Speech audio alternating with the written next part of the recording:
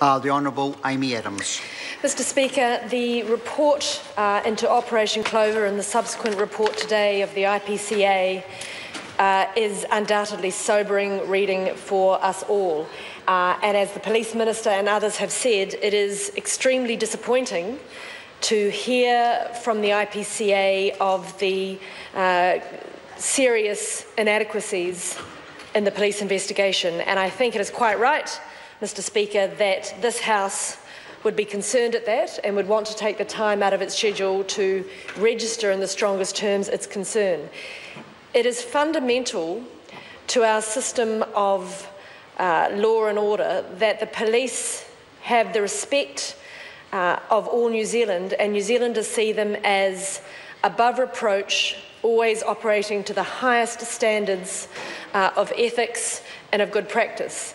And Mr Speaker, while I have no doubt that absolutely most of the times and of most police officers that would be true, the reality is it only takes the actions of one or two officers in one or two cases to seriously damage that trust and reputation. And Mr Speaker, while it's an incredibly tough and high standard to hold our police to, I think we can and must hold them to that standard.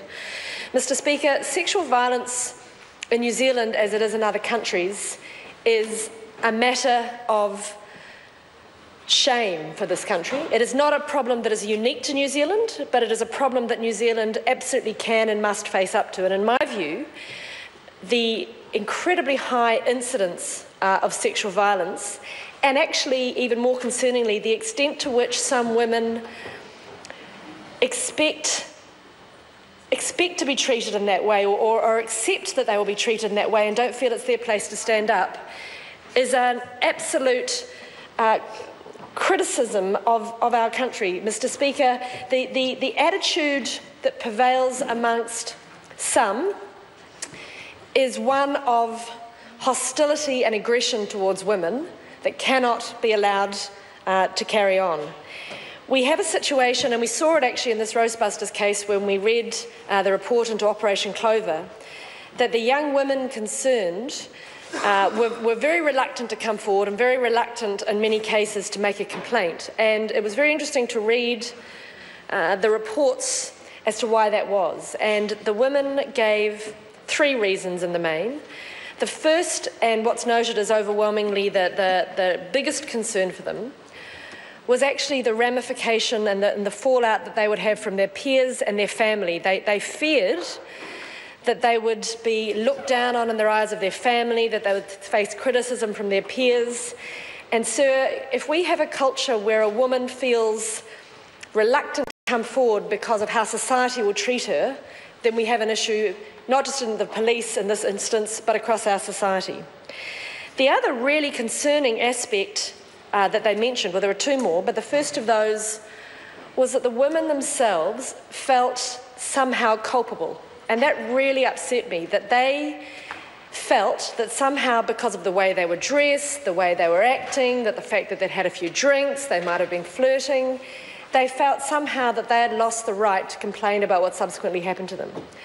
And I'm horrified to think that young women in New Zealand are being led to believe, and I don't think it's necessarily a sort of a formal training, but the way they're growing up is encouraging them to believe that somehow if you wear a certain type of clothes, or if you act a certain way, or if you have a few drinks, then you get what's coming to you. You absolutely do not.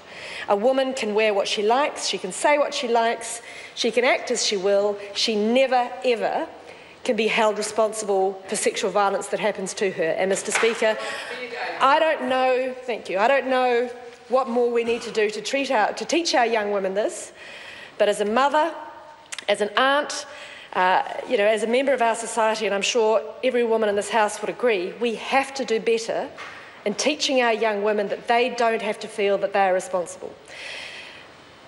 The final reason that the women gave, and I certainly don't want to shy away from this, is that they were concerned what coming forward would mean for them in terms of having to go through the system. And this is an area that's absolutely on my plate, and I am very happy to reflect that this is an area that I have to take leadership in, and I'm happy to try and do that.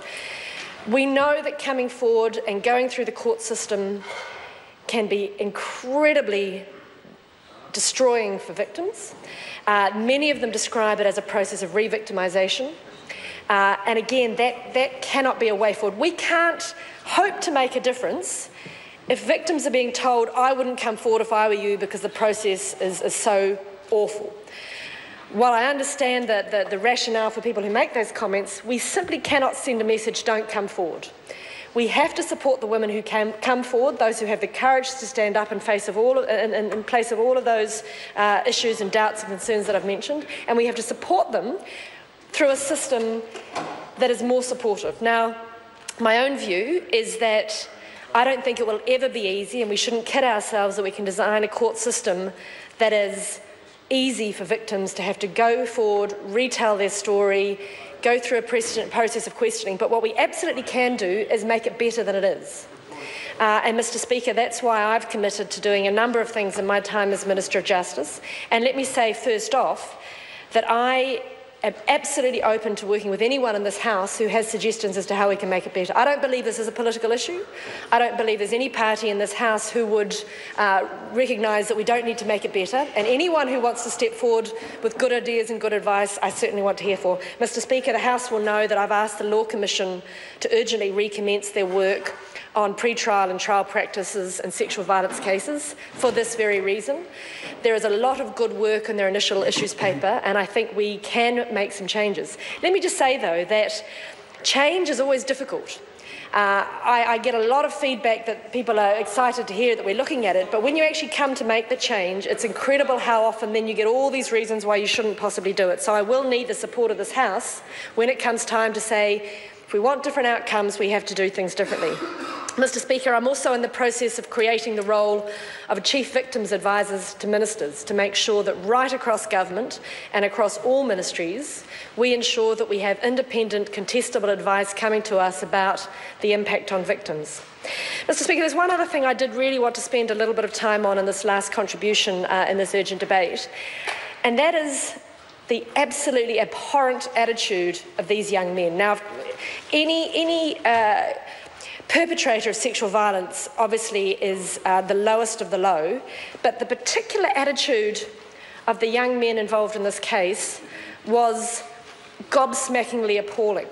Mr. Speaker, not only did they demean and assault and invade these young women, they laughed about it, they demeaned it, they publicised it through social media because they wanted to make themselves look like the big guy and one-up themselves.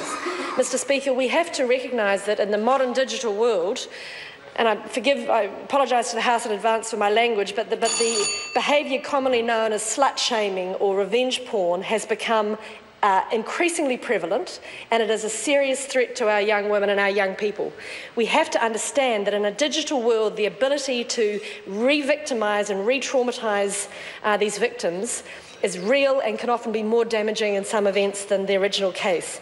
Mr. Speaker, in front of the House is the Harmful Digital Communications Bill, which is making an effort to at least allow us to stop these women be re-victimised through explosive, viral, fast-disseminated means, and I hope that we will have the support of this entire House so that should a situation like this ever arise again, not only do we absolutely expect a better standard of performance from our police, but we absolutely should expect that as a society we might not have been able to prevent the initial attack, but we absolutely can prevent these women from being re-victimised through social media. Mr. Speaker, the last speaker before me in the debate, Ms. Williams, spoke about the link between sexual violence and domestic violence, and I want to reiterate that because there is a very clear link often between the dramatically high rates of family violence and sexual violence, and many of the issues we face, particularly in designing a system response, the investigation, the handling of the cases, many of the same issues arise.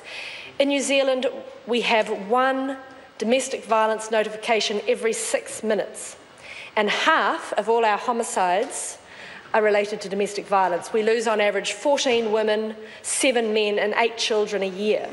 And Mr. Speaker, I know that the issue and the particular case in front of us is not a domestic violence situation, but actually some of the underlying attitudes, and approach and outlook and intergenerational normalisation of this behaviour is underlying both. And Mr. Speaker, this cannot be ever allowed to be repeated. Okay. Members, I call